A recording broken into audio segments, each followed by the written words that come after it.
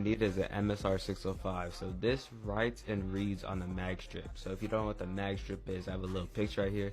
It's the black stripe on the back of the card. That is what this reads and writes on. You're gonna need this to edit the mag strip. And yeah, this is the most expensive item, 82, 85 bucks. So next, the Omni key. So the Omni key is really cheap. It's only 14 bucks. This is the one I have personally. I recommend you get this one because it just works fine. But if you can buy this one, get this one. If you can't, if it's like off sale or something, you can still get another one, but I recommend you get this one. The Omni key is using like 90% of the process of cloning. Everything I'm showing you guys, you're gonna need.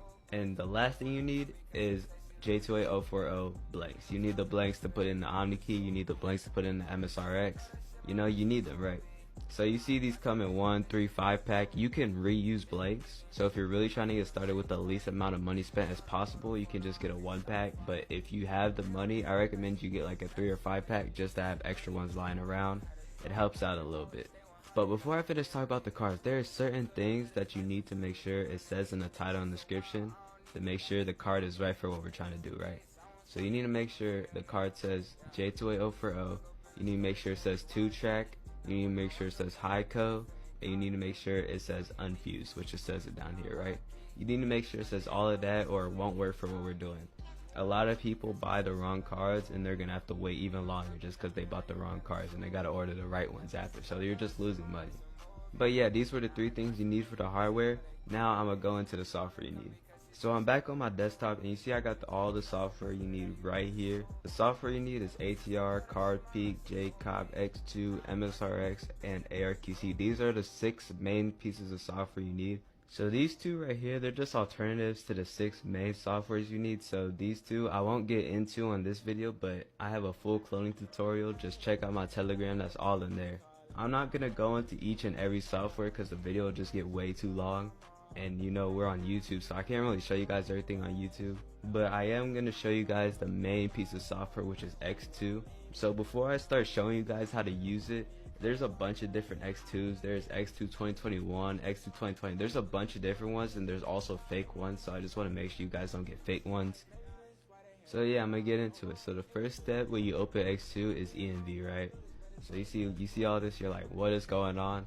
So basically, I got a fake dump here, and if you don't know what a dump is, it's basically the CC info, which comes in track 2, track 1, and a pin, and you would copy it onto X2 so you can burn it onto your blank, right?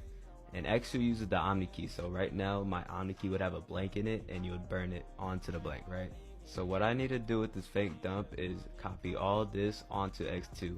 Dumps usually come also with a track 1, but just for time's sake of the video, I'm only going to go over and act like I only had track 2. So the first thing you see here says track 2. I'd copy and paste this and put it in there, and I'd max it out with 0. So I just spam zeros until it won't let me. See, I'm clicking and there's no more zeros. That's when it's good, right? For the cardholder's name, usually the cardholder's name would show up in track 1, but since I'm acting like it's just to save time, I'm gonna just click space and erase. And if you actually get a dump, just to let y'all know, if you actually get a dump with only track 2, because track 1 isn't necessary to clone a dump, just to let y'all know. Next is application label. So this is where bin checking comes in. So if you don't know what your bin is, it's actually the first 6 numbers, which is also your IST number. So now I'm on a bin checker website. I'd copy the first 6 digits of my track and I put it in here and click check, right? And it gives me all this information. It tells me it's a credit, it tells me it's Bank of America, it tells me it's USA. That's all we need to know. Visa, credit, USA, right? We go back to X2 and what we put in here is a Visa credit, right? If it was a Visa debit, I'd put Visa debit, and if it was a MasterCard, I'd put debit MasterCard. It'd be backwards, right? So for this one, it's a Visa credit, so that is all we need to put, and we've done the application label.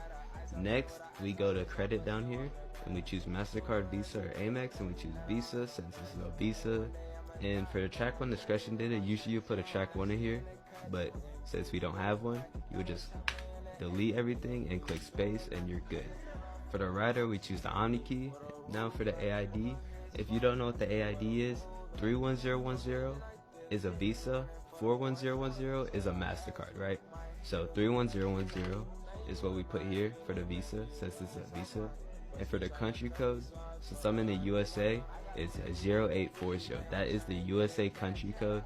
If you don't know the country code for your country, you can search up online. I also have a list in my Discord that goes over all the country codes. And next, the currency. The currency code is always the same as the country code, so you put 0840 in there too. And you saw it in the fake dump. We have a pin 3665. We put that in there, and we just did all of that quickly, right? Cloning is a fast process. People think it takes a long time, but it really doesn't. Next, we're gonna go down here to effective and expiration date. I'm gonna click the expiration date, delete everything, and this is how you find the expiration date of your dump, right? So you go back to your little track 2, and you find these 4 numbers after the equal sign, right? These 4 numbers. That is your expiration date. 2024 April, right? That's your expiration date. So what you put here is 2404, and then for the last 2 digits, you would put how many days are in that month. So I know April is 30 days, and that is how we put our expiration date. And we go to effective date, we put the same thing, 240430, and we get rid of 4 years. So you would just apply whatever expiration date your dump has to here, and you'll be fine, right? So we just completely did the EMV part of cloning a dump, right? So if I click credit, it would burn onto the card. Just give it a second, boom, completed job. So I just successfully cloned the dump, but there is one more step. I'm not going to completely get into it because the video will just get way too long, but I'm going to skim through it real quick. IC load, you'll basically just put everything in here the same. These 3 ARQCs is what this software handles. You would just generate it in this software and put in X2, and then you would burn it onto the card, right? I'm going to show y'all what an IST is. So 404773, that is our bin, but that is also our IST. We need an IST to match our bin to burn it onto the card, right? So if you don't have ISTs, you can hit me up. I have an IST pack of all USA ISTs. It's a bunch of them. But I'd click open and I'd find my IST file. So I already have a bunch. I already have 414773. So I'd double click and boom, I put it in there, and I'd put all the stuff in here and I'd burn it, right? That is how you use the IST.